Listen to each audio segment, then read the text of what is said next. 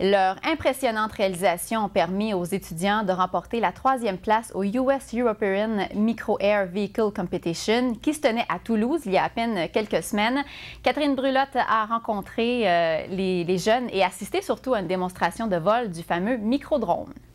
L'équipe Vamud n'en est pas à sa première compétition de véhicules aériens miniatures. On est allé en Allemagne, une grosse compétition internationale. On est allé en Floride aussi. On revient tout juste de Toulouse, Toulouse étant la capitale de l'aéronautique en Europe. Et puis, où on a très bien performé, on a terminé 7e. Lors de cette dernière compétition, les autres participants étaient principalement des enseignants ou des chercheurs en génie de 32 pays dans le monde. Il aura fallu des centaines, voire des milliers d'heures de travail et plusieurs essais avant d'arriver à un prototype aussi performant. On a fait 5 itérations avant d'arriver à quelque chose qui nous satisfaisait. Le modèle finalement présenté pour cette compétition est unique au Canada. C'est un avion intelligent, c'est un avion qui vole par lui-même, il vole tout seul, il prend les décisions en vol. Un système GPS permet à l'appareil de suivre le plan de vol établi par un ordinateur au sol.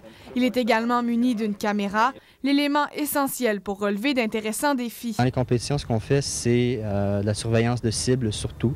Sinon, ça se pourrait être de trouver une voiture dans le milieu d'un champ ou un jeep militaire.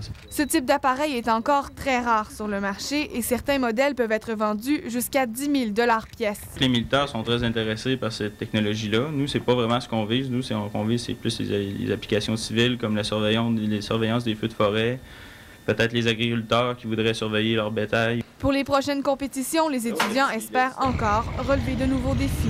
Pour avoir des meilleures images vidéo, puis faire des atterrissages, décollages autonomes. De nouvelles composantes devront être ajoutées à l'appareil pour obtenir ces modifications. Malgré tout, les étudiants souhaitent que leur nouveau modèle soit plus léger et encore plus petit. Catherine Brulotte, TQS, Sherbrooke.